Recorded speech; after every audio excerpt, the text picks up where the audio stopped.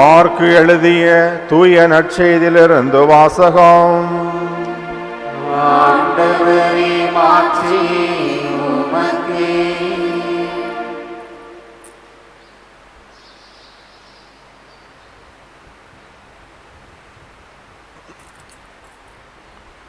Mark எழுதிய நற்செய்தி அதிகாரம் 1 இறை சொற்றொடர்கள் 29 முதல். மார்க்கு 1:29 முதல். அக்காலத்தில் இயேசுவும் சீடர்களும் தொழுகை கூடத்தை விட்டு வெளியே வந்து யாக்கோபு யோவானுடன் சீமோன் அந்திரேயா ஆகியோரின் வீட்டுக்குள் சென்றார்கள். சீமோனுடைய மாமியார் காய்ச்சலாய் கிடந்தார். உடனே அவர்கள் அதை பற்றி இயேசுவிடம் சொன்னார்கள். இயேசு அவர் அருகில் சென்று கையை பிடித்து அவரை தூக்கினார். காய்ச்சல் அவரை விட்டு நீங்கிற்று. அவர் அவர்களுக்கு பணிவிடை செய்தார். இது ஆண்டவரின் அருள்வாக்கு.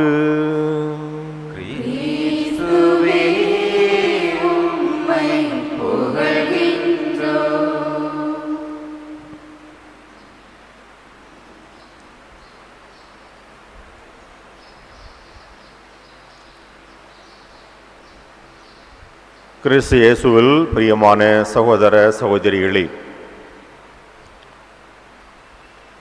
இத்தாலி நாட்டில் தயாதீனோ என்று சொல்லப்படக்கூடிய இடத்தில் சென்ட் ஜானி என்ற பேராலயத்தில் தந்தை பாத்தர் பியோ அல்லது பாத்தர் பியோ புனிதர் அவருடைய அழியா உடல் இன்றும் இருப்பது நாம் அறிந்த ஒன்று.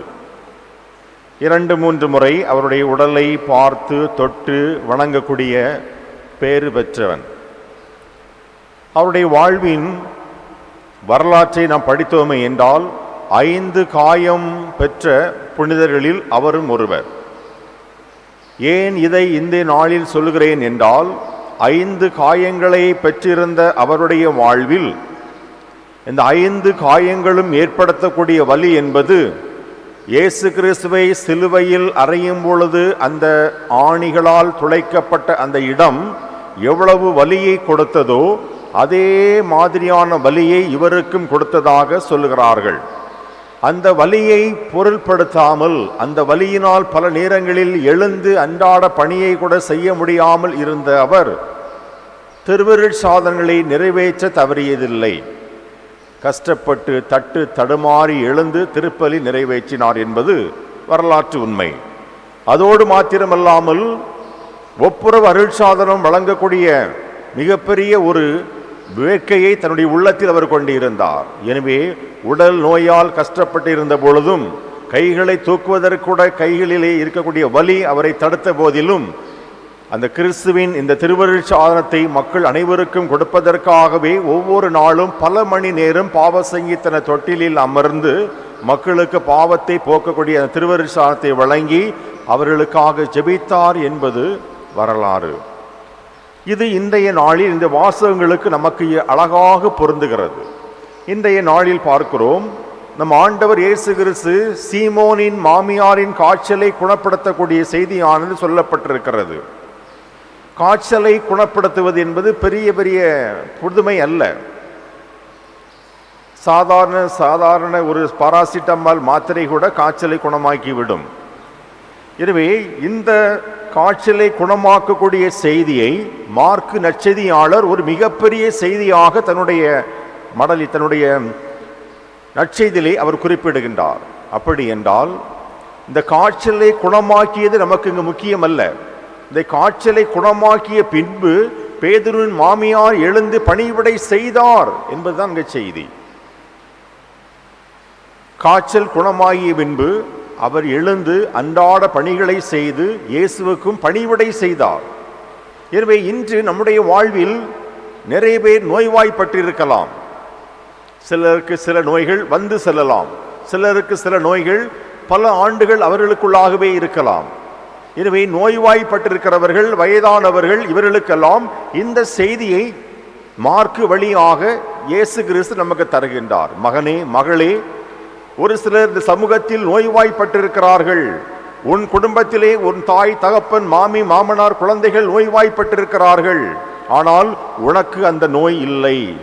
நான் உன்னை ஆசீர்வதித்திருக்கின்றேன்.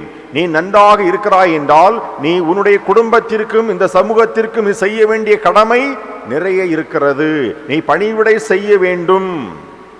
அதான் செய்தி.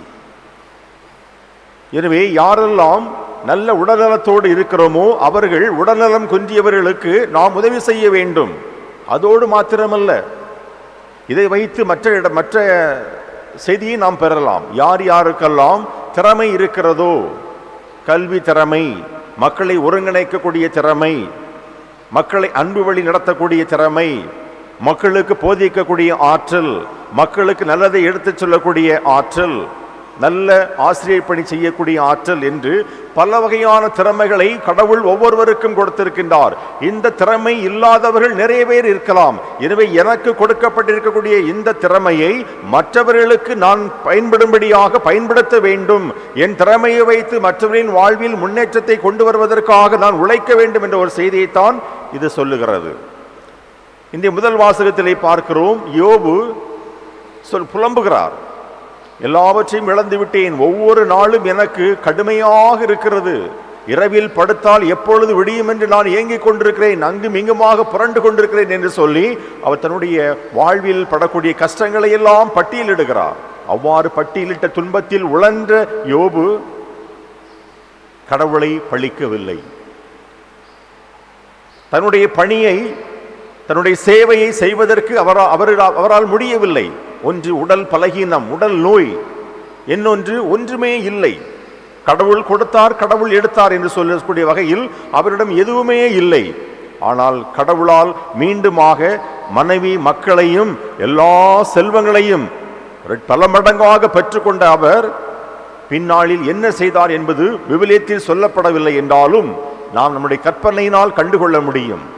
உடல்நலம் குன்றியிருக்கும் பொழுதே கடவுளை தூசிக்காத அவர் இழந்த உடல்நிலையை மீண்டும் பெற்ற பின்பு, மனைவி மக்களை எல்லாம் பெற்ற பின்பு, சொத்துக்கள், செல்வங்கள், கால்நடைகளை எல்லாம் பல மடங்காக திரும்பி பெற்ற பின்பு அவர் என்ன செய்திருப்பார்?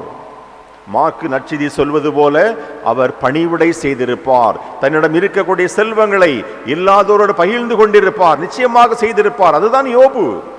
இல்லையென்றால் யோபு என்ற கதாபாத்திரம் இந்த விவிலியத்தில் வருவதற்கான வாய்ப்புகள் இல்லை. ஒருவன் துன்பப்பட்டான், துன்பத்திலே உழன்றான், கடவுளை தூசிக்கவில்லை என்பது ஒரு செய்தி அல்ல. மாறாக அதன் பின்னால் அவர் எப்படிப்பட்ட வாழ்க்கையை வாழ்ந்திருப்பான் என்பதை ஒரு கற்பனைக்கு நாம் சென்றோமே என்றால், இன்று சொல்வது போல தனக்கு இருந்த எல்லா செல்வங்களையும் ஏழை எளிய மக்களுக்கும், தேவையில் உள்ள அனைவருக்கும் அவர் கொடுத்திருப்பார் என்பதுதான் செய்தி. அந்த பணிவிடையை அவர் செய்தார். எனவே கிறிஸ்துவில் பிரியமானவர்களே, இன்றைய நாளில் நமக்கு கடவுள் தரக்கூடிய செய்தி ஒன்றே ஒன்றுதான். பேதுரு மாமியார் காய்ச்சலாக கிடந்தார். நாமும் இப்பொழுது சீசன், எல்லோரும் காய்ச்சலாக இருப்போம். நிறைய பேருக்கு காய்ச்சல், சளி, இருமல் இருக்கிறது. உதாரணத்துக்கு வைத்துக் கொள்வோம். எனவே இப்படி ஏதாவது ஒரு நோயோ, வந்து செல்லக்கூடிய நோயோ, அல்லது நிரந்தரமாக நம்மிடம் தங்கக்கூடிய நோய் எதுவாக இருந்தாலும் அந்த நோயை வைத்துக்கொண்டே பிறருக்கு நாம் பணிவிடை செய்ய வேண்டும்.